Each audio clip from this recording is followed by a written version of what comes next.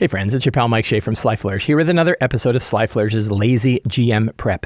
In this weekly show, I go through steps from Return of the Lazy Dungeon Master while preparing for my Sunday role-playing game. In this case, I am running a Tales of the Valiant game set in the world of Midgard known as Scourge of the Dragon Empire.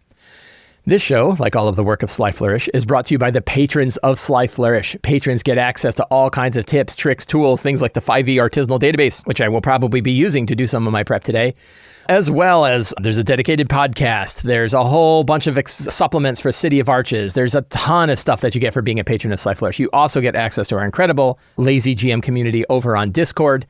But most of all, you help me put on shows like this. So to the patrons of Sly Flourish, thank you so much for your outstanding support.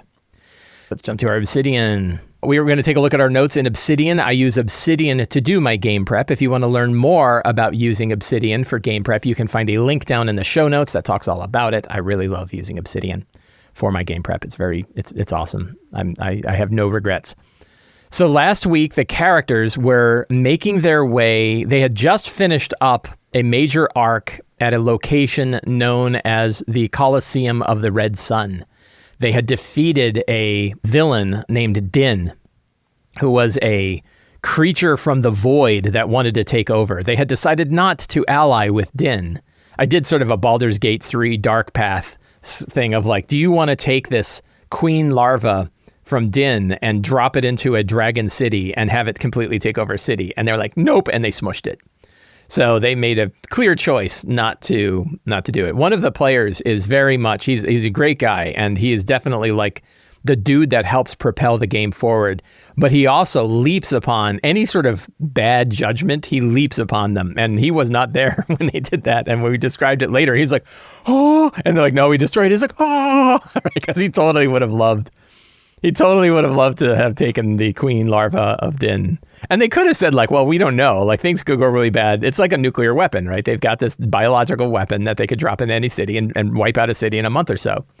And instead of saying like, well, why don't we just hang on to it, right? Like, so maybe we'll bury it somewhere so that we know we can go and can get it if we need it. They're like, no, we never want to make this choice. And I was like, and we want to do it before our friend comes back. So they destroyed it. So at the beginning of the last session, Din's body exploded and left behind a psychic shard that one of the characters, Mateo, could use to augment his power armor. Then they found the Helm of Teleportation. So they now have access to it, and they have access to the Helm of Teleportation, and they attuned it. So one of the characters is attuned to this Helm of Teleportation, which is a really big, when you talk about like big shifts in tiers. So we're getting into high tier 2 now, right? We're getting into that definite super heroic side. And it's funny because like, I forget how many sessions we're in on this game. A lot. Like, I think we're in the 30s or something like that. Let's go to the YouTube channel and we can take a look. Wow, that's loud. 34.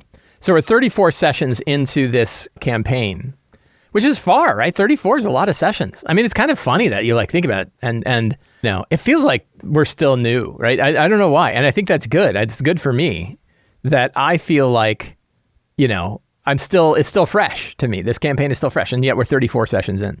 So we're getting to the high tier 2, and we're getting to the super heroic side. And once you get into the super heroic side, like a lot of sort of the mundane sort of things of travel start to change.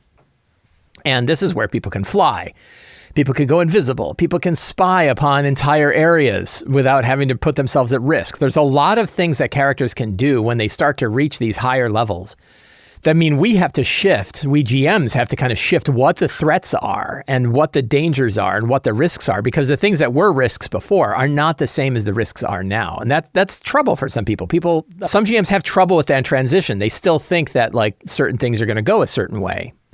And you don't realize like, oh wait, they can polymorph into things. They can fly. They can, there's a lot of sort of, they're really, I mean, imagine, we talk about like Marvel and DC superheroes who can turn invisible. Invisible Woman, her whole thing is she turns invisible, right?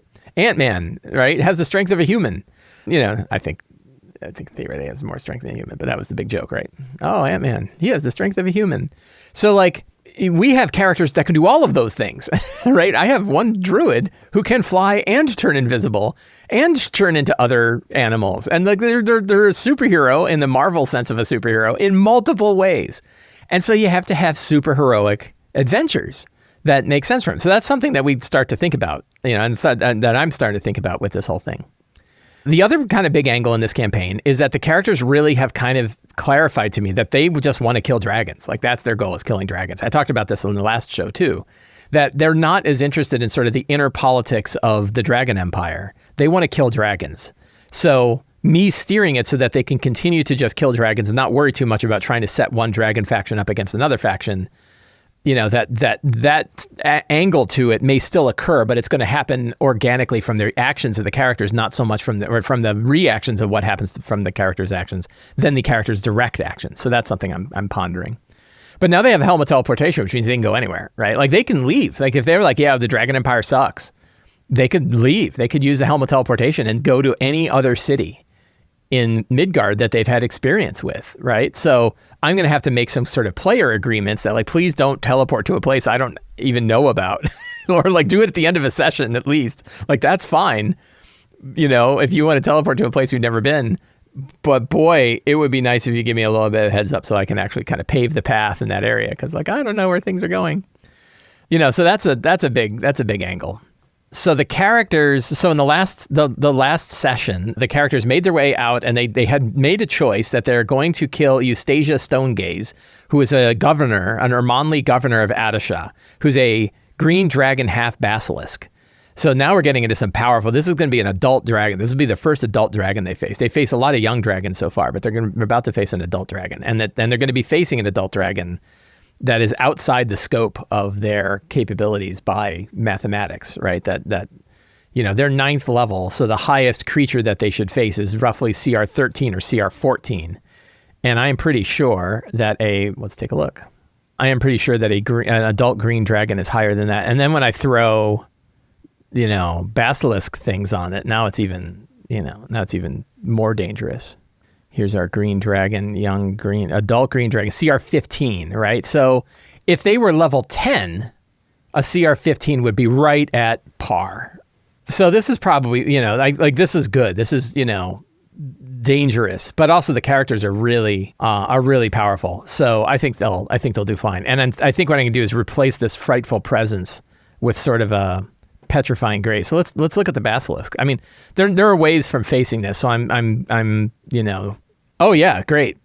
So the basilisk's petrifying gaze is a passive ability, which is perfect for your solo monsters. When a creature that can see the basilisk's eyes starts its turn within 30 feet, I think we're going to extend it to 60 feet because F you.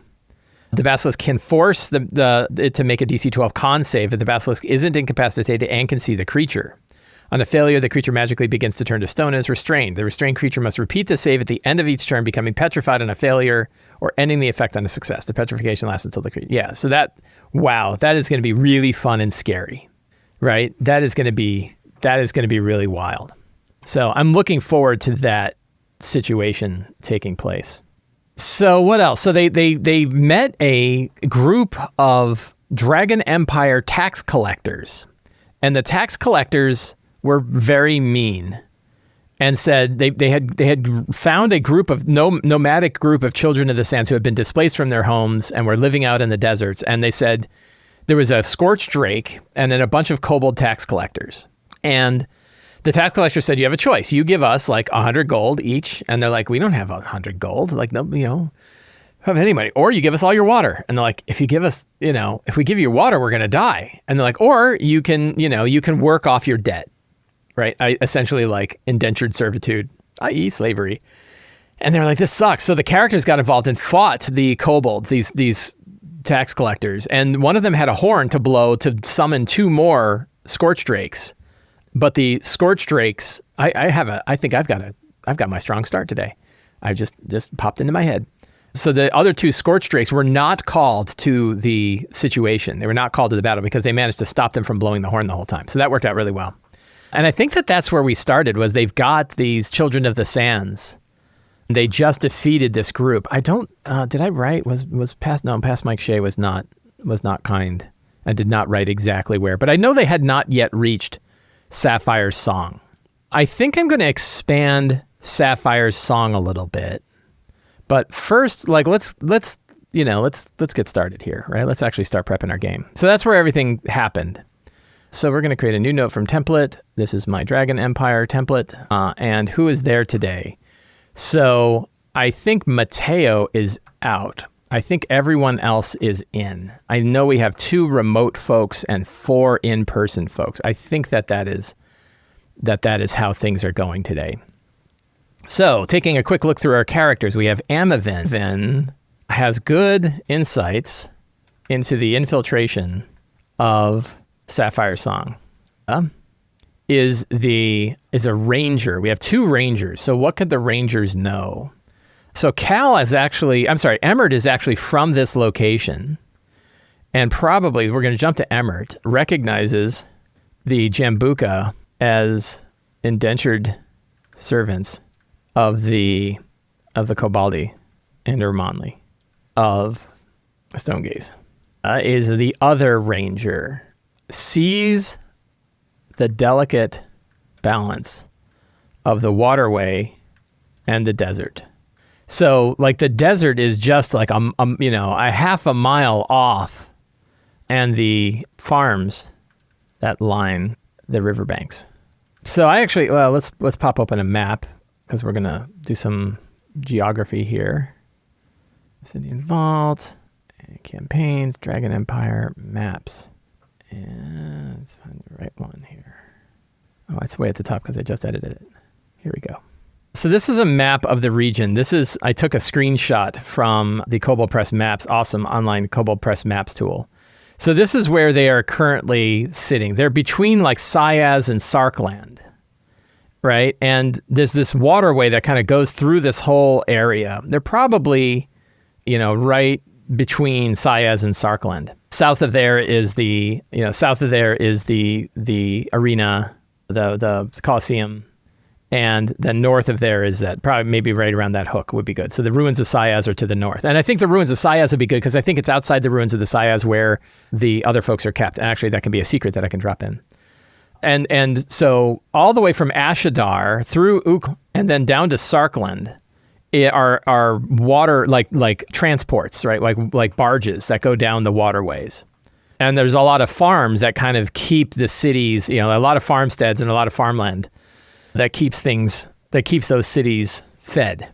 So I think that's, let's see. And there's a name for this river. I think I had it in my notes last time. Let's take a look. These secrets are pretty good from last week. I'm going to drop them in and we'll see which ones I don't need. Asia Stonegaze, Urmanli of Adishah, is a half-basilisk who loves decorating her villa with the statues of her victims. That's great. Sapphire Song hosts a temple to Seggotan, the lord of the ocean and eternity. It used to be a shrine to Disavir Startouch, a star dragon who dabbled in the ancient magics of the stars, and a friend of elves. Sapphire Song lies along a tributary of the Dragon Coil ley line called the Sapphire Stride, so they have a way to kind of connect to the Scholar's Path and the Dragon Coil. Adishah admires Stonegaze's cunning. Rumor is the two have had several draconic children together who may one day grow up to be Urmanli themselves. That's good. Stonegaze's son, Mensuth Willow Viper, a young yellow dragon, resides in the villa along with his mother. He handles much of her daily tasks and is likely to be an Urmanli himself one day. Those are all good. I'm trying to remember the name of the river. That's what I really needed. The Ardennes River. That's what it's called. So we're going to add a secret in here. Barges travel up and down the Ardennes River, carrying food and supplies between Ashad, Ukmal, and Sarkland. One of Stonegaze's is to ensure these barges are protected and accounted for. That's good. So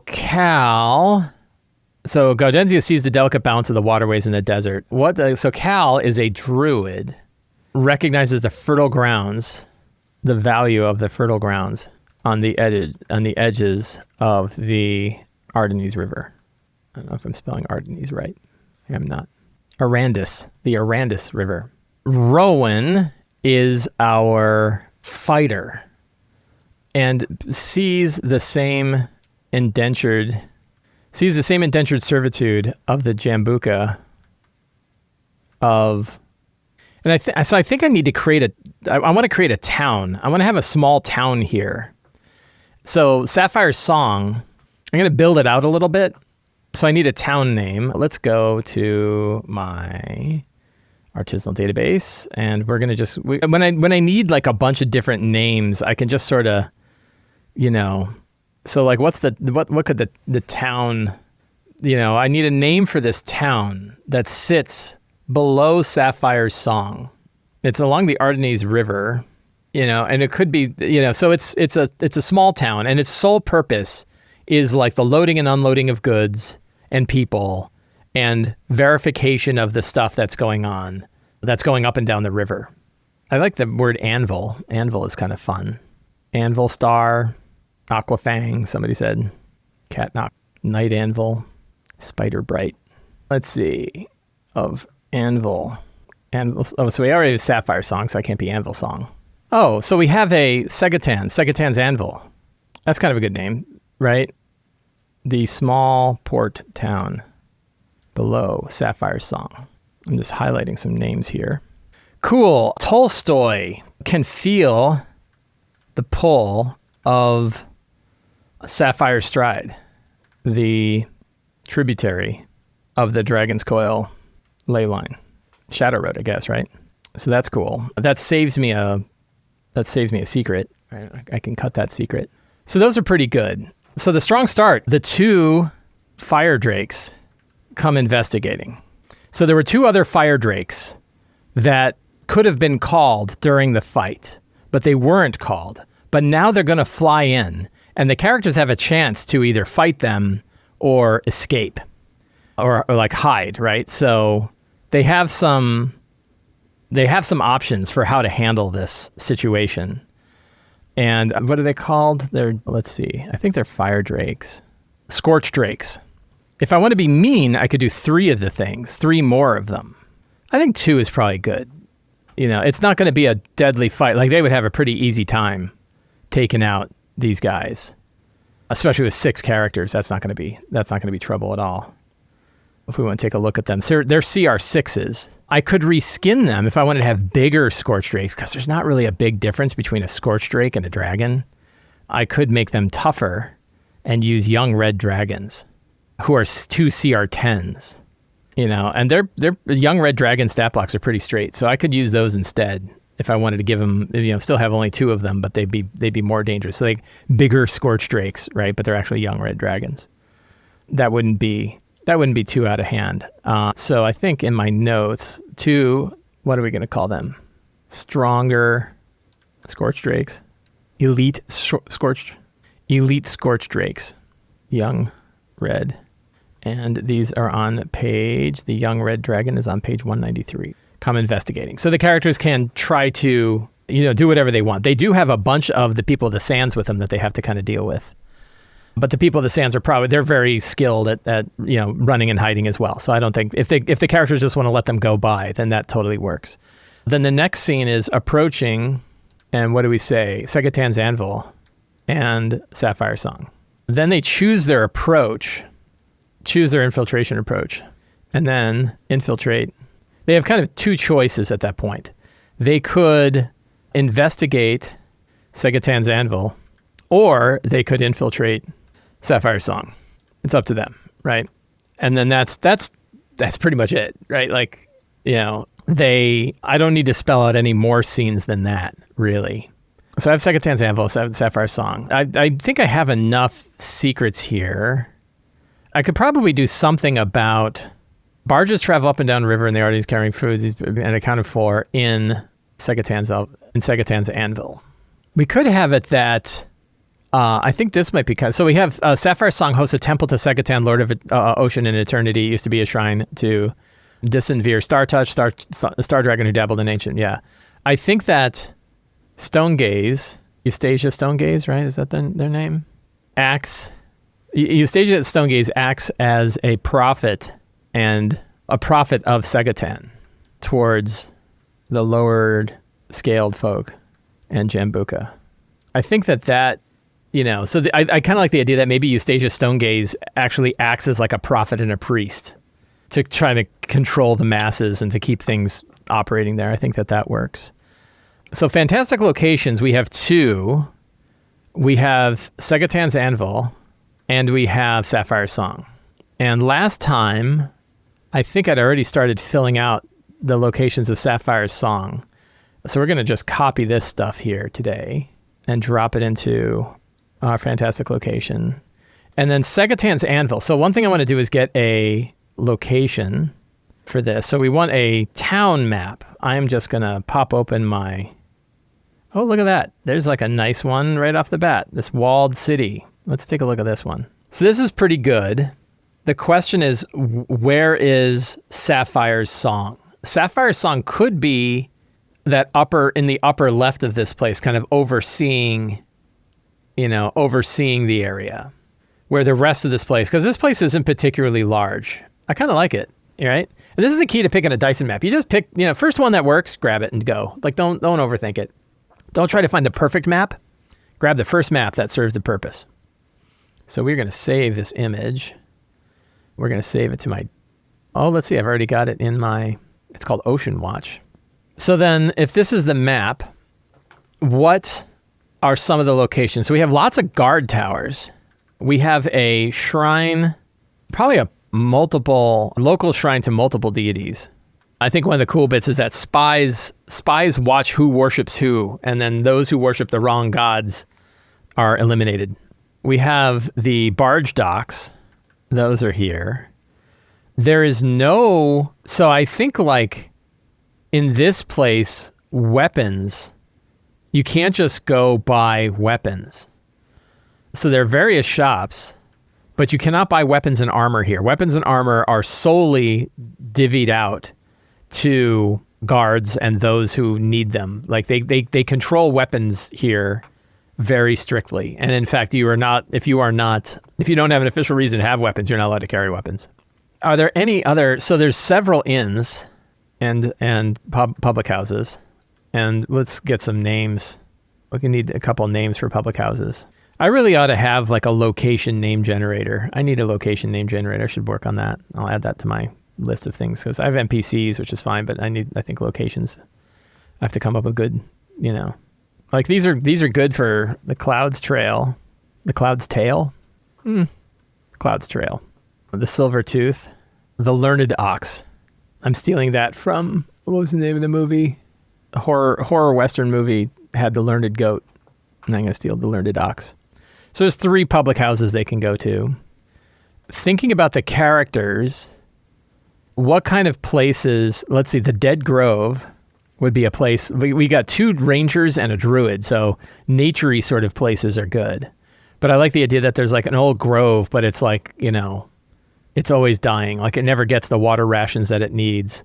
So we could have the freshwater. Well, these are probably freshwater, the cisterns. I think they control even water here, even though there's a river right nearby. I think that there's still water rationing, right? Just because they like control. Bone Tomahawk, that was the one. Yep, thank you. Great movie. Scary as hell. Don't, and violent. Be careful. Be careful with Bone Tomahawk. Know what you're getting into before you watch it. But it's really good. Dead Grove, there are cisterns. Let's see, let's go back to our little map here. Are there any other, is there a Thieves' Den here? A Thieves' Den would be pretty good. The Willow Vipers, who are they like an authorized Thieves' Den? Maybe. Do I have Willow Vipers anywhere else? I don't know. Hopefully I'm not colliding names. So let's see, do we have like a place for everybody? We could have a decrepit shrine of Mott. Could be a fun one. I think that kind of covers all of the locations. So here's a tip, right? When you're building out like a location, think about what are the locations that the characters would want to go to. What are the things that kind of fit their character type, fit their background, fit their class, that sort of stuff. And then, kind of give yourself a little time to figure out what that stuff is. So I know I've got a rogue, so Hideout of the Willow Vipers makes sense that there's a rogue den here. I know that I have a wizard who's tied to Mott, so having a decrepit shrine to Mott would be pretty good here. I know I've got druids and rangers, and so this is kind of a sad town, though, right? This is not what's it called? The town from Elemental Evil, Hamlet, right? This is not the village of Hamlet. This is Nulb, right? This is the dark village, right? Bad things happen here. That like you're gonna be. Right. And so that means like you can't buy weapons and armor here. Nobody can buy weapons and armor in here. And, We could have like a controlled armory, right? So what's the name of this town? Seggotan's Anvil, right? We could have the split stone, which is an armory and blacksmith. And the idea is like there is an armory and blacksmith here, but you have to be licensed, right? You have to have special permits and things from the city to be able to buy any weapons and armor from this place. So maybe that's something if the characters care to, right? That's probably, I like Doomcaster. That's a great name. So some NPCs that might exist here. Lavusi, Doomcaster, is a tattooed sorcerer of Mott. That would be kind of a fun person. Elfida, so who are the Willow Vipers? The Vipers sting. And she is the leader of the Willow Vipers. Who else are they likely to run into? Yeah, Dusty Rock, who is a bird folk. Do they have bird folk in Midgard? Bird folk druid of the what did I call them? Of the Dead Grove. Pellus, or do Penvelis, Silver Glove, blacksmith, and armorer. I have no idea if they're going to even bother going to the village or not, or if they're just going to go straight to infiltrating Sapphire's song. But what the hell? So I've got some stuff there just in case. Monsters, I did not pick out any monsters yet. So now we want to think about the actual Sapphire song. And let's see, we're going to go to Obsidian Vault Campaigns, Dragon Empire, Maps. Here we go. And we're going to think about what kind of monsters we have here. Who are the inhabitants of this place? So we have like corrupted, like loyal Jambuka veterans and knights. We probably have a lot of kobolds. They faced a bunch of kobolds before, and the kobolds were actually pretty strong. They have strong kobolds in Tales of the Valiant, I'll tell you. I mean, the normal kobolds aren't. They're only like CR 1/8. But the kobold Swiftblades CR 3 and the kobold witches are CR 5. So I think we're going to have Swiftblades and witches, which are on page 224. I think that that Stonegaze probably has a pair of, what are they called? I think they're going to be in the Monster Vault. I think they're coming out in Monster Vault 2. I wonder if they'll be published by the time I can actually, if I can start using them. The spell scale vassals. You know what I need? I need a list of, we're gonna make a new thing here. I'm gonna put in my campaign support. We have the ranks of the Dragon Empire. We have Dragon Empire campaign notes. Where's my faction list? So here's my faction list. We're gonna have 8. And we have dragons by color. And let's see. Perfect. So there's a D12 list of dragons by color. And what's cool about this list, we can go back to our dice roller and roll a D12. So one of them is a copper spell scale vassal, and the other is a void. Ooh, void one is wild. So they're copper and void based. They need names. All right, these spell scale vassals need names. Doom Shield is a good one. That'd be good for the void. The copper one could be Strife Blade. So we have a couple of spell scale vassals in here. Are there other... I don't know if they have guard drakes, but we could have guard drakes, which I think I'm just going to reskin those. I think we're going to reskin the Scorch Drakes. And we will... What page are we going to put those on? Scorch Drakes are on page 159. Any other creatures? So we had talked about... Let's see. If we look in my Fantastic Locations list here, I have let's see. We can pull up the map too, so we can kind of look at the map.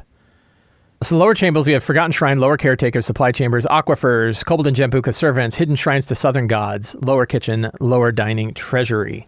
We could have, black puddings are always fun, right? Like what other monsters would be? Black puddings are great. I love me some black puddings, one of my favorite monsters. And they are on page 62. They're CR4s. A couple of those would be rough. And they could know, do not go into the water. There's black puddings that live in the water. I don't think there's much undead here. They've had their fill of undead for a while, I think. So I think the veterans and knights make sense. The kobold witches make sense. We could have dragonborn mages would be pretty good. Any other kinds of critters that they could run into while they're navigating this place? Do I need more than that? I feel like that's pretty good. Yeah, I don't know that there's any other. We can have lizard folk priests. Are there let's take a look at the lizard folk stat blocks. Are there lizard folks? There are. Are there any interesting lizard folks? There's lizard folk shaman. There's a ruler. Swamp bolt. Oh, he's crushing a froggy. That's a sad picture. The lizard folk shaman are not particularly powerful. They're only CR2s. The kobolds are actually tougher. You can always, jack them up with, 3 swamp bolt attacks. You can always make them more dangerous. So yeah, we'll do lizard folk priests, and we'll use this from 236. This kind of different. That feels pretty good. I feel like I got enough to work with there. Treasure, we'll go down to our generator here. And we will, why not? We'll go with the Tales of the Valiant treasure generator. They are 5th to 10th level, and we'll generate that. I really need to fix this. I keep saying, I got to fix the fact that it's dropping 5 different gemstones in there when it should be just 1, 2, 3, 4, so 5. I don't need to have separate gemstone types. Infernal Prehistoric Gilded Memento Mori Locket and Buried Shadowy Gold Bracelet and Earring Set. A Ring of Swimming, common. Restorative Ointment, uncommon. And +1 Magic Ammunition. How many? Let's do 3d6 of those arrows there. We got a lot of people with arrows. 12 Magic Ammunition arrows. That's pretty good. Was there any interesting treasure I didn't hand out last time? So there was Bracers of Defense, Ring of Protection. These were things that I don't think I gave any of this stuff out. It's pretty good. I'll drop it in my list just because I like it, but I don't know if I'm going to hand it out or not. That's pretty good. So how do I feel? I feel good. Do I feel like I got everything I need for it? I think I did all 7 steps, or all 8 steps today, right?